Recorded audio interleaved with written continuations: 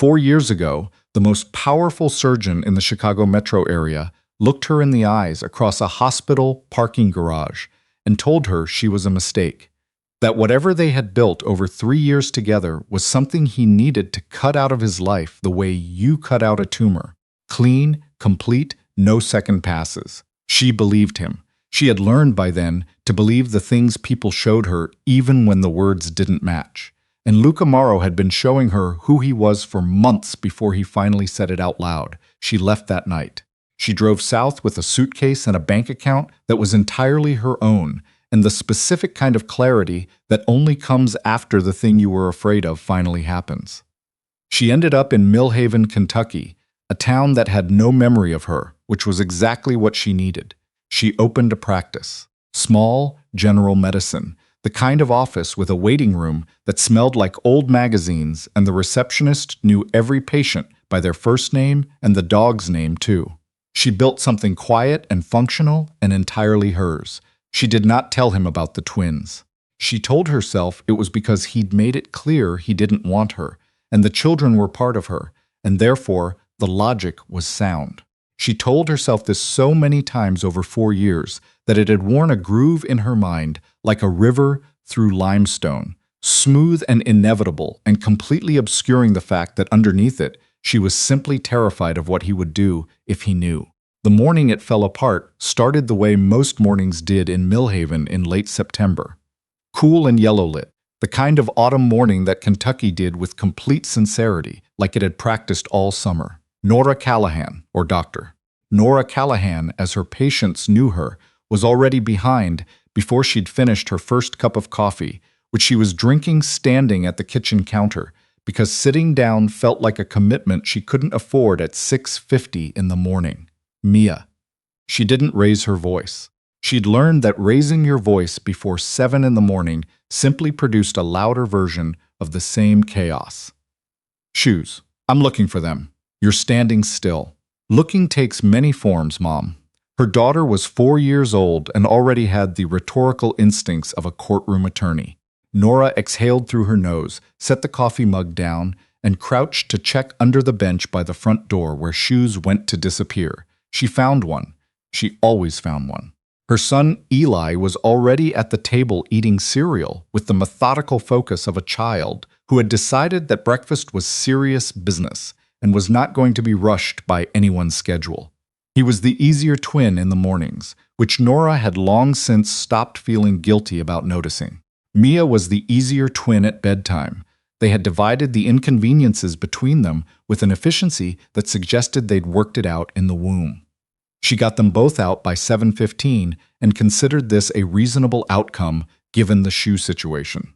The walk to the childcare center was 4 blocks, past the hardware store and the coffee shop she didn't own, and the small park where Eli had once spent 40 minutes refusing to leave the swing set on the basis that leaving it would be, in his words, a waste of a perfectly good morning. She walked them every day. She had walked them every day since they were old enough to walk, rather than ride in the stroller, which had been Mia's decision at age 2.5, announced with finality one morning and never reconsidered.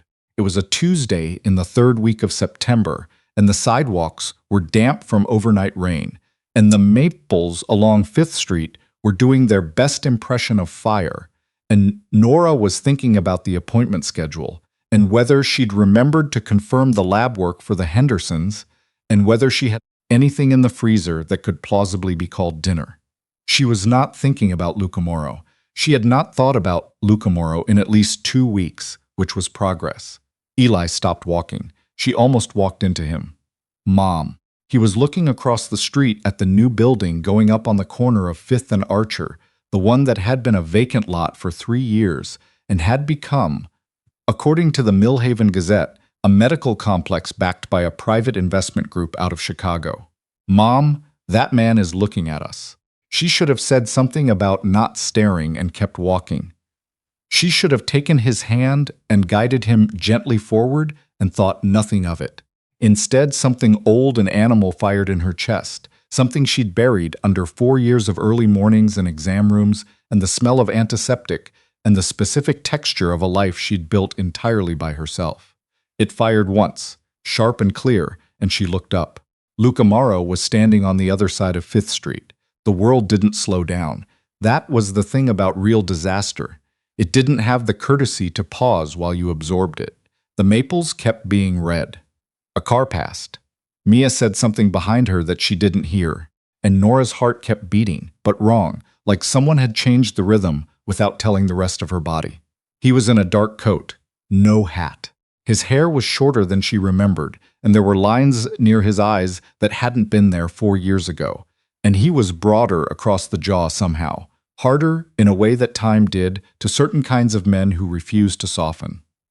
But his eyes were the same. Gray and still, and the kind of still that was not peace. It was the stillness of a man who had trained himself to absorb impact without registering it. He was looking at Eli. She felt the exact moment he saw it, watched it happen across 40 feet of wet asphalt and morning air, watched his gaze move from her son's face to her own and back again, and she watched the thing that moved through him. Not emotion exactly, not yet, but the precursor to it, the moment before the earthquake when the animals go quiet. Mom. Eli again, his small hand finding her sleeve. She put her hand over his. She kept her voice level. It was the most expensive thing she'd ever done with her voice. Come on. Eyes forward. She walked them the rest of the 4 blocks without looking back.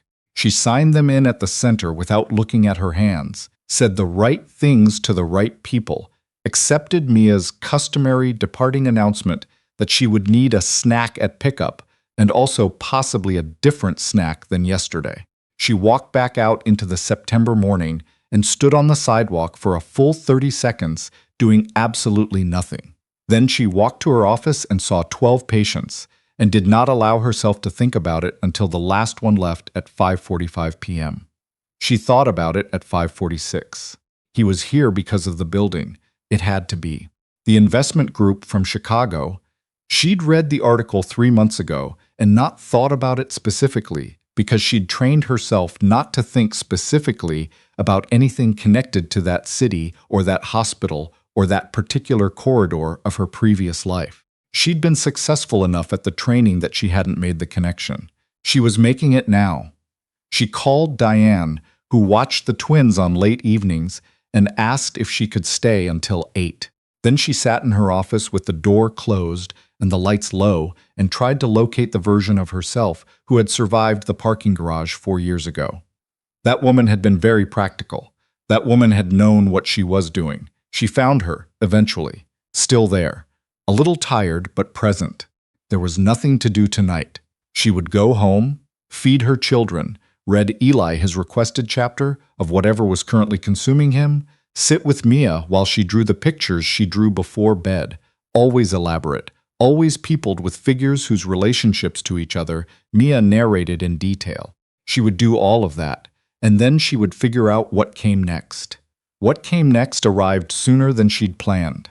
She was 2 blocks from home when she heard her name. Her real name, not Dr. Callahan, not the Millhaven version of herself that was all professional competence and quiet routines, but Nora. 2 syllables in a voice she'd spent 4 years trying to forget the specific frequency of. She stopped walking. She turned around because there was no version of not turning around that didn't make everything worse.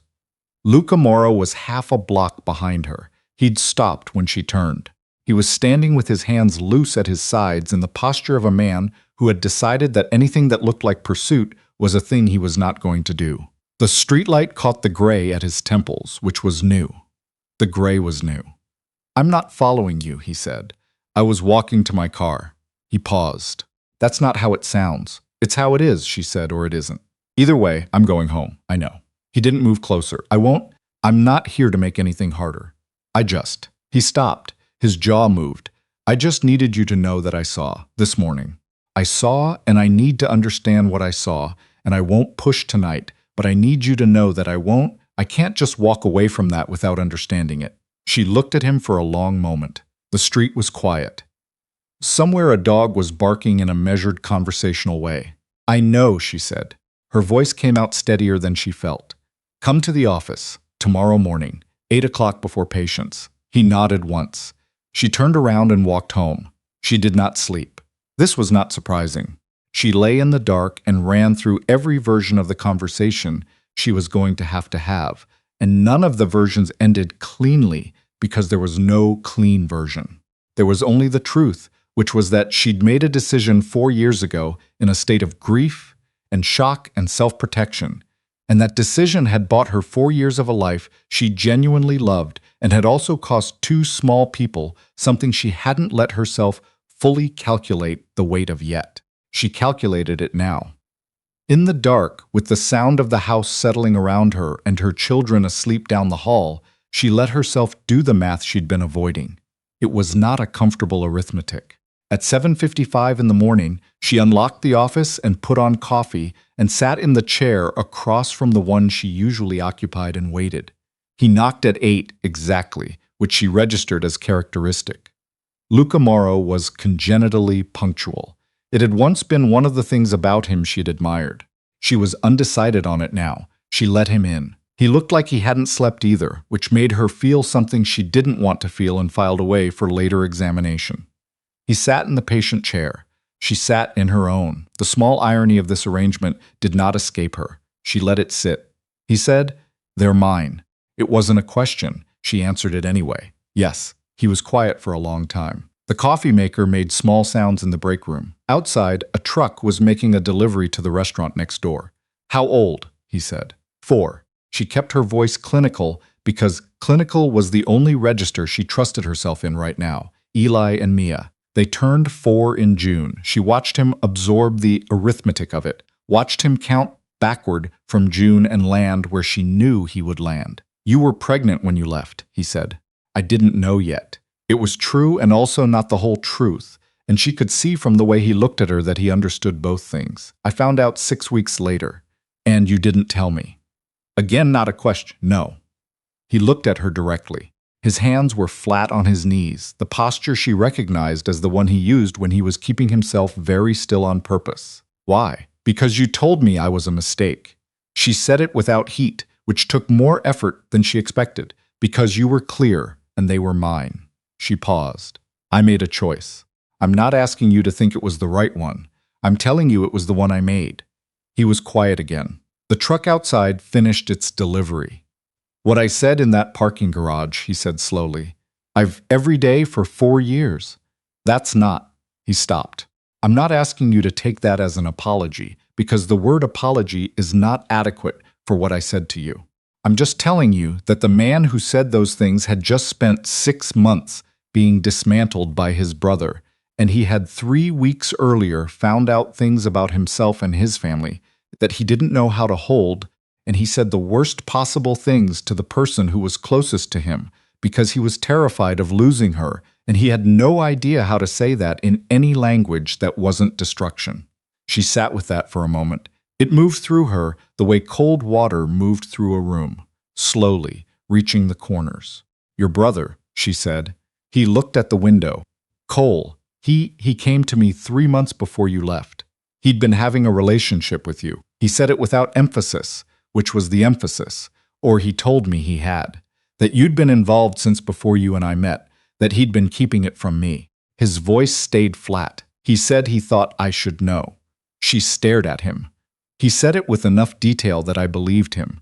He said it because he wanted the research position I was being considered for, and I was the obstacle, and this was the most efficient way to remove the obstacle. He paused. "I found this out 14 months after you left. I had a private investigator look into it because I couldn't make the timeline work no matter how many times I ran it. The report took 6 weeks. When I read it, I understood what I had done to you with about as much comfort as you would expect." She realized she had stopped breathing at some point and corrected this. "He said he'd been with me," she said carefully. "Specifically?" "Specifically." He looked at her. He gave me dates, context, things that sounded. He stopped again. "I was not in a state where I was evaluating carefully. I was in a state where I heard something that confirmed the worst thing I was afraid of, and I reacted to the fear rather than the evidence." She stood up, not deliberately. Her body made the decision the way it sometimes did, operating on frequencies below conscious thought. She crossed to the window and looked out at the quiet street and the maple tree on the corner and the ordinary September morning going about its business. She pressed one hand flat against the glass. She thought about every story she had told herself for 4 years.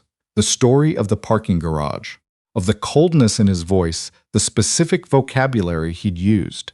Not anger, which she could have understood, but dismissal, the kind that came from someone who had decided you weren't worth the anger. She'd built her entire departure on the certainty of what she'd heard. She'd built Eli and Mia's lives on it. Cole had given him false information, she said, and he had believed his brother over me. He had believed his brother over me, Luca confirmed. It wasn't a defense, it was an accounting. He said it the way you said a thing that you had been saying to yourself for a long time, in the dark, flat, and without excuse. Do you have the report? She said. He reached inside his coat without a word. He had it ready. He'd known she was going to ask. A folded set of pages, the investigator's report dated, with a cover sheet and highlighted sections, and the specific dry language of someone who documented what they found without editorial. She took it from his hand without going to him, because he'd left enough distance that she had a choice, and she appreciated that he'd done that. She read it standing at the window. She read it once fast and once slow. By the second read, her hands had gone very still in the way they went still when she was holding something together that wanted to come apart. She set it on the windowsill. 4 years, she said. I know. You've known for. She did the math. 2.5 years. You've had this for 2.5 years, and they've been growing up not knowing you existed. I couldn't find you. His voice was quiet and direct and carried no self-pity, which she registered. I tried. You'd gone deep.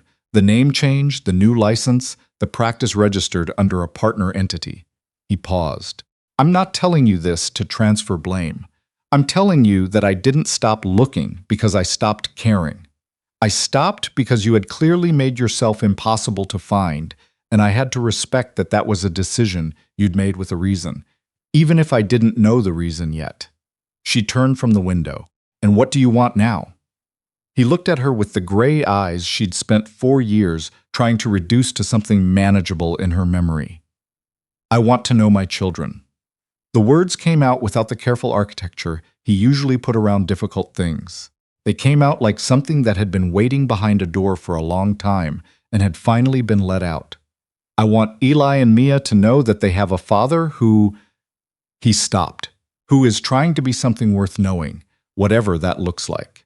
I'm not going to promise you a version of myself I'm not sure I can deliver. I'm asking for the chance to figure out what I can actually be for them. And for me, she hadn't planned to say that. It came out anyway. He was quiet for a moment. I lost the right to have an answer to that question the night I said what I said. He looked at her steadily. I know that. Whatever happens with them, whatever you decide about that, I won't use it as leverage. I'm not here to negotiate access by making things easier or harder for you. I just want to know them. She sat back down. She was tired in a way that had nothing to do with the night she hadn't slept. It was the tiredness of someone who had been carrying a particular weight for a long time and had just been told that part of the weight was built on something that wasn't true. Tell me about Cole, she said. What happened? And he told her. Not the curated version, the actual one, the one with the edges still on it, the way you told something to a person you had no reason to protect yourself from anymore. Cole had wanted the position at Northwestern. Luca had been the front runner. Cole had introduced the rumor to their father first, let it filter through the family, created the conditions for Luca's doubt before coming to him directly. It had been patient and precise and deliberately cruel in the way that only someone who knew you very well could be. Luca had confronted Cole after the investigator's report. He had the conversation Nora imagined was one of the worst conversations two brothers had ever had in a hospital cafeteria, which was where it had apparently happened, because Cole had agreed to meet publicly, knowing Luca wouldn't escalate in a public space. Cole had not denied it. He had offered an explanation that explained nothing, and an apology that cost him nothing, and Luca had walked out and not spoken to him since. They sat in the office with the morning going on outside the window and the coffee going cold in its cups, and the kind of silence that wasn't uncomfortable because it was doing something, processing, settling, laying down. I need time, she finally said. Not to decide whether you can see them. I think, she exhaled. I think they need to know you. I think that's... She stopped. Mia draws. She draws pictures of our family. She said it with no preamble, because it needed no preamble. She always draws 4 people, even though there are 3 of us. She puts a figure at the edge of every picture, slightly separate from the group, and she narrates elaborate explanations for who that person is, different every time. A neighbor, a friend, someone passing by. She looked at him. She has never in 4 years drawn a picture with 3 people in it. Luca was very still. Eli, she continued, tells anyone who asks that his dad is a doctor in Chicago. He doesn't know that. He couldn't know that. He invented it entirely. He delivers the information with complete confidence, and when I've tried to ask him about it, he says he just knows. She kept her voice level through all of it, which cost her the same way keeping things level always cost her. Somewhere quiet, somewhere internal.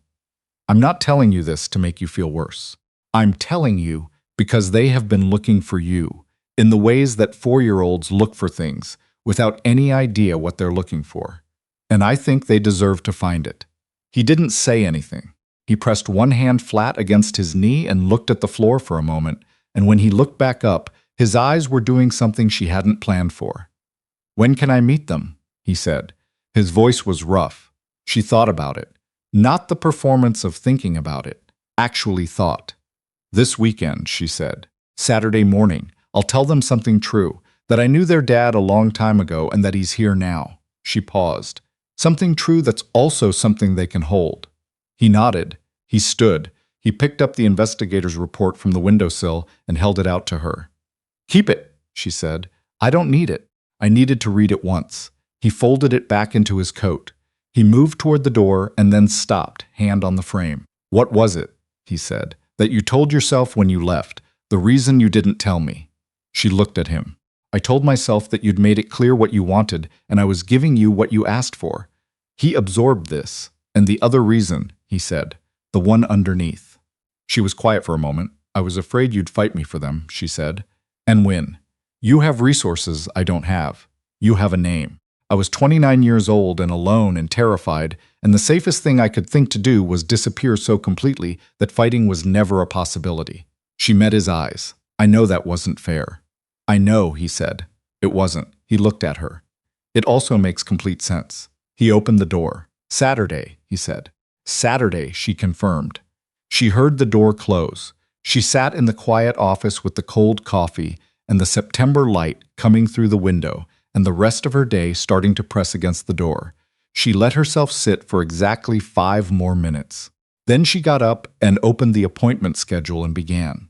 Saturday came the way things you'd been dreading came, faster than you wanted, and also finally. She told the twins Friday night at dinner, a moment she had rehearsed approximately 40 times in 4 days, and which still came out differently than she'd planned, because that was the nature of important conversations with 4-year-olds.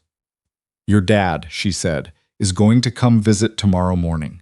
Eli put his fork down. I told Mrs. Patterson he was in Chicago. You did. She kept her voice very calm. He was. And now he's here for a while.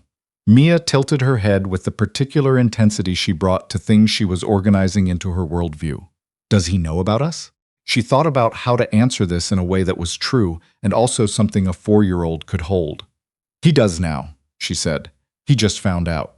Mia processed this. Why didn't he know? Because grown-ups sometimes make mistakes that take a long time to fix. Both children absorbed this with the practical gravity of people who had been doing things for 4 years and understood that processes took time. Is he nice? Eli asked. I think so, she said. I think he's trying to be. He arrived Saturday at 9. She had said morning without being specific, and he had asked via a text message, the first she'd had from that number in 4 years, whether 9 worked, and she had said yes. He knocked rather than rang the bell, which she hadn't expected to notice and did. She opened the door. He was holding 2 things, a small bouquet of wildflowers that looked like he'd bought them from the grocery store rather than a florist, which she found unexpectedly correct, and a paper bag from the diner on Main Street that he'd apparently located in the past few days. He held them both up. I didn't know if it was too much to bring something, he said, so I brought something small and breakfast. Behind her, Mia appeared in the hallway in her pajamas and her mother's eyes and stopped dead at the sight of a tall stranger at the door. She looked at Nora. Nora looked back. "This is Luca," Nora said.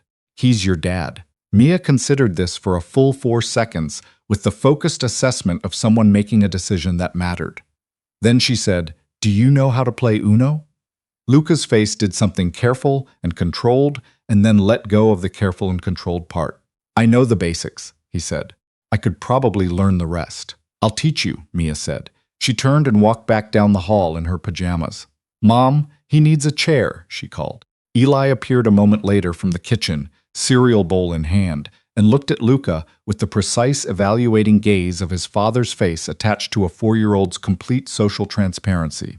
"You're actually tall," Eli said. "I've been told that," Luca said. Eli accepted this and withdrew back to his cereal with the air of someone who had confirmed a hypothesis. Nora stepped back from the door. He came in. The months that followed were not easy. Nothing important ever was. There were days when the weight of the lost 4 years surfaced in the middle of ordinary moments, while she was watching Luca teach Eli to throw a spiral in the backyard, or sitting at the table helping Mia with her letters. The arithmetic of what had been missing from those images would rise up sudden and take up too much room. She let it. She'd learned that the feelings you tried to keep in a drawer found worse ways out. Luca made mistakes, not enormous ones, but real ones. The instinct to manage situations rather than share them. The moments when his professional authority bled into spaces where it didn't belong, and she had to say something directly, and he had to hear it and respond rather than redirect.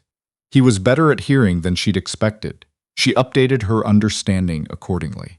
Cole reached out once. A message 4 months in, addressed to both of them. She read it once and put it down and asked Luca how he wanted to handle it. He looked at it for a long time. He said he wasn't ready to respond and might not be for some time.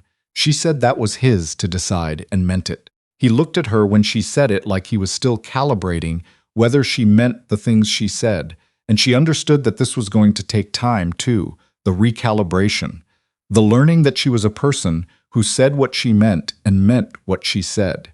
She gave him time. He gave her the same. In February, Mia drew a new picture.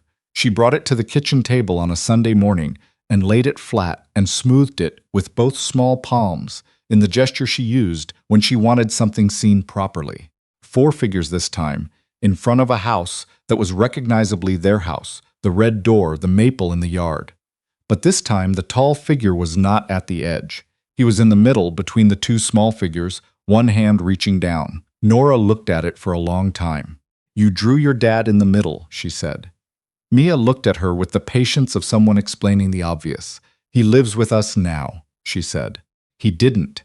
Not exactly. He had an apartment 4 blocks away, but he was at the house most mornings and most evenings and all of Saturday, and apparently Mia's accounting system had concluded this was sufficient for inclusion in the middle of the family portrait. Children organized reality with a practicality that adults spent decades trying to recover. She put the picture on the refrigerator. They weren't the same. That was the thing she'd needed to let go of. The idea that you could rebuild something into the shape it had been before, that the lost 4 years could be patched over, and the structure restored. They were not the same. They were something rougher and more tested and more honest than what they'd been at 30. When she'd loved him with the faith of someone who hadn't yet learned all the ways love could get complicated. She didn't say any of this out loud for a long time. She let it sit the way you let things sit when you're not sure if they're ready yet.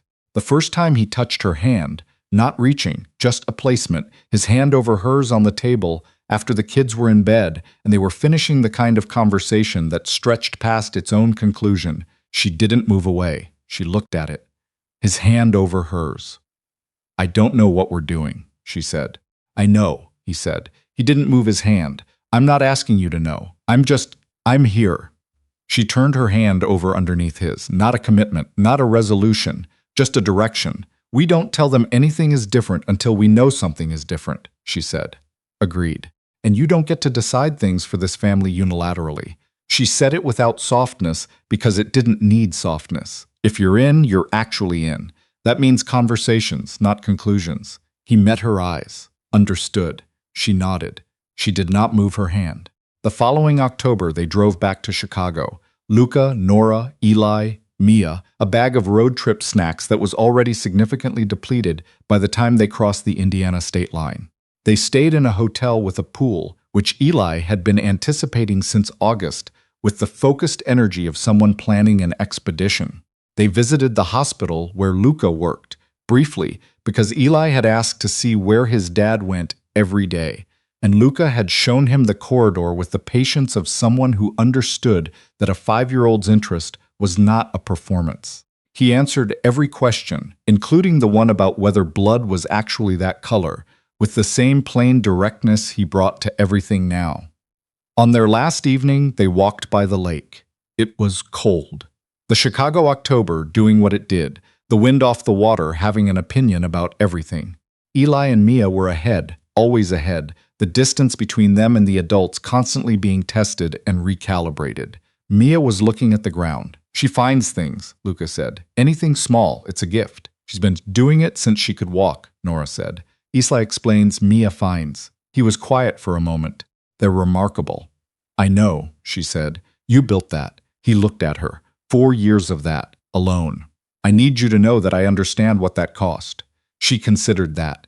She had thought for a long time that she didn't need him to understand it. She'd been right that she didn't need it. It turned out she'd wanted it anyway. Mom! Mia's voice carried back on the cold air from 10 feet ahead. Mama, look! She's got something! Mia was crouching at the edge of the path where the rocks met the walk, examining something with total concentration. Eli was crouched beside her, peering at whatever she'd found. She opened her palm. A stone. Not the lake glass you found in some cities, just a stone, but it was smooth and pale and almost perfectly round, worn that way by years of water and other stones pressing against it until every rough edge was gone. Can we keep it? Mia said. We keep it, Nora said. She looked up at Luca, standing just behind them, looking at his daughter's open hand.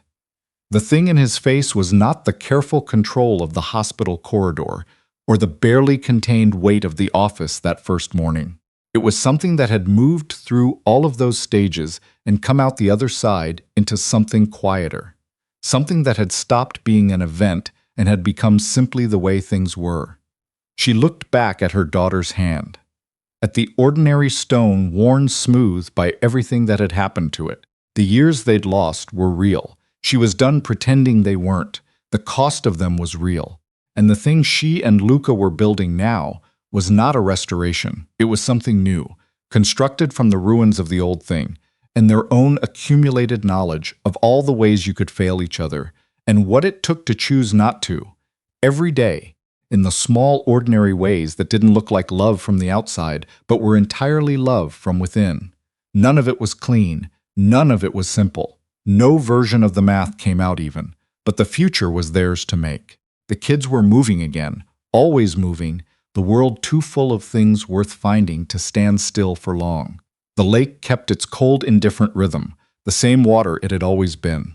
And on the path above the shore, with a smooth, pale stone in a small hand and 2 children already 10 steps ahead into whatever came next, the story stopped needing to be told and simply began to be lived.